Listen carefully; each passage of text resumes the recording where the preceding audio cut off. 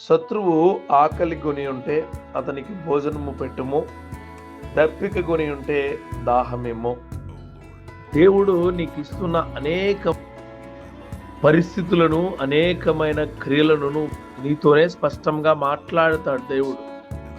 ఏంటి అంటే, బాబు నువ్వు ఎవరికైతే ఇబ్బంది ఉందో, ఎవరికైతే బాధలో ఉన్నారో, ఎవరైతే శక్తి కావాలని కోరుకుంటూ ఉన్నారో, ఎవరైతే వారి వారి విధానాల్లో ఉన్నారో వారికి నువ్వు మంచిగా చూసుకో.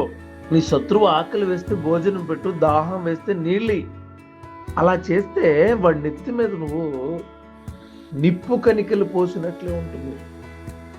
శత్రువు కక్షతో ఉన్నాడని నువ్వు అలా ఉండమాక, ప్రేమించు. ప్రేమిస్తే పగవారిని ప్రేమతో చూడండి అని యేసుక్రీస్తు వారు చెప్పిన మాట. మీరంటే ద్వేషమున్న వారికి మేలు మాత్రమే చేయండి, మిమ్మల్ని శపించే వారిని దీవించండి, దూషణతో మీ పట్ల